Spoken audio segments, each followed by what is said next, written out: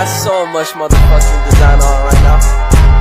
Bring it down, bring it back, make it clear. I got 3 old thoughts, new block, word that deep. Bitches on my line, and you know.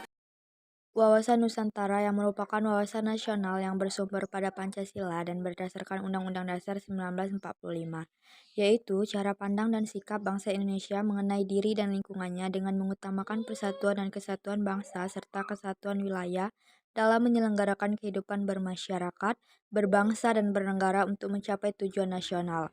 Berdasarkan pengertian Wawasan Nusantara TAP MPR tahun 1993. Geopolitik berasal dari dua kata yaitu geo dan politik. Geo artinya bumi dan planet, sedangkan politik berarti kekuatan yang didasarkan pada pertimbangan-pertimbangan dasar dalam menentukan alternatif berbijaksanaan nasional untuk mewujudkan tujuan nasional. Maka, geopolitik dapat diartikan sebagai sistem politik atau peraturan-peraturan dalam wujud kebijaksanaan nasional yang didorong oleh aspirasi nasional geografik atau kepentingan yang titik beratnya terletak pada pertimbangan geografi, wilayah, atau teritorial dalam luas suatu negara.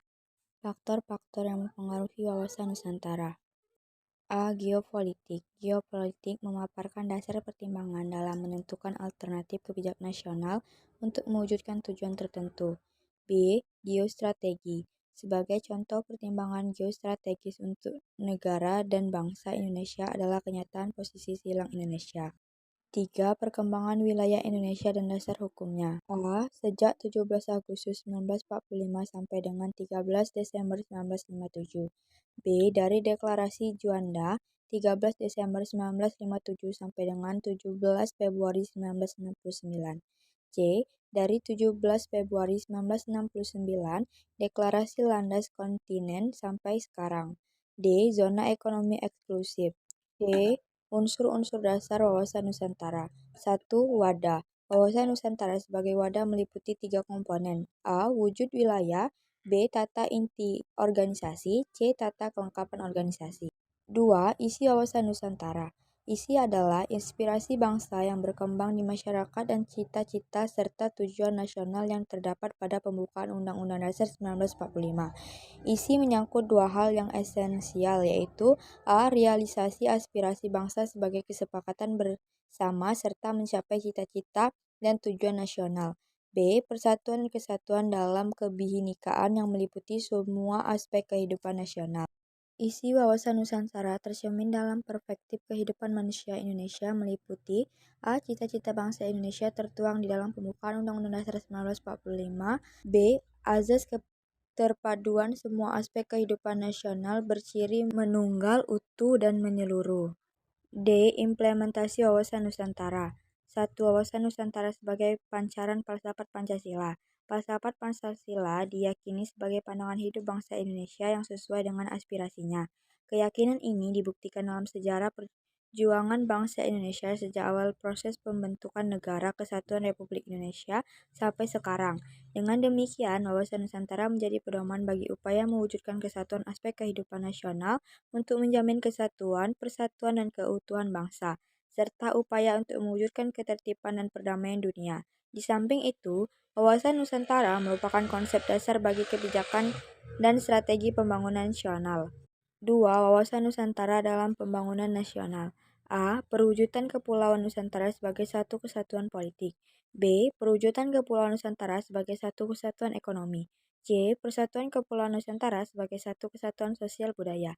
D. Persatuan Kepulauan Nusantara sebagai satu kesatuan pertahanan dan keamanan. Penerapan wawasan Nusantara. A. Salah satunya manfaat paling nyata dari penerapan wawasan Nusantara, khususnya di bidang wilayah, adalah diterimanya konsep Nusantara di forum internasional sehingga terjaminlah integrasi wilayah teritorial di Indonesia. Laut Nusantara yang semula dianggap laut bebas menjadi bagian integral dari wilayah Indonesia. Di samping itu, pengakuan terhadap landas kontinen Indonesia dan Z-Indonesia menghasilkan pertambahan luas wilayah yang cukup besar. B. Pertambahan luas wilayah sebagai ruang hidup tersebut menghasilkan sumber daya alam yang cukup besar untuk kesejahteraan bangsa Indonesia. Sumber daya alam itu meliputi minyak bumi, gas bumi, dan mineral lainnya yang banyak berada di dasar laut, baik di lepas pantai maupun di laut dalam.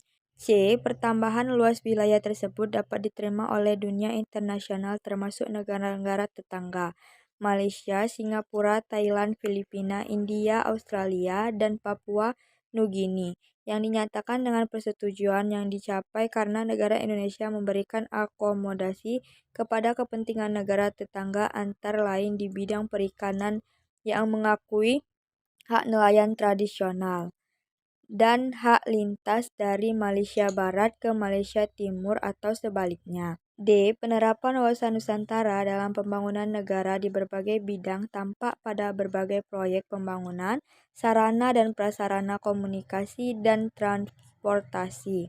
Contohnya adalah pembangunan satelit Palapa dan microwave style, pembangunan lapangan terbang perintis dan pelayanan perintis di berbagai daerah. Dengan adanya proyek tersebut, maka laut dan hutan tidak lagi menjadi hambatan bagi integrasi nasional. Dengan demikian, lalu lintas perdagangan dan integrasi budaya dapat berjalan lebih lancar.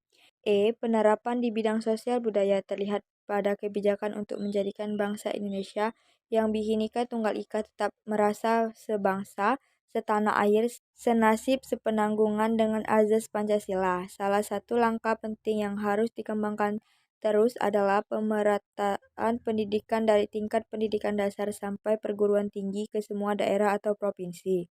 F. Penerapan wawasan Nusantara di bidang pertahanan dan keamanan terlihat pada kesiapsiagaan dan kewaspadaan seluruh rakyat melalui sistem pertahanan keamanan. Adapun kesimpulan dari materi ini adalah wawasan Nusantara adalah pandangan untuk menjadi bangsa yang satu dan utuh dalam satu kesatuan Republik Indonesia. Untuk mencapai tujuan nasional, maka diperlukan suatu paham geopolitik dan dikembangkan menjadi wawasan Nusantara dan diwujudkan sebagai satu kesatuan politik, ekonomi, sosial budaya, dan pertahanan keamanan.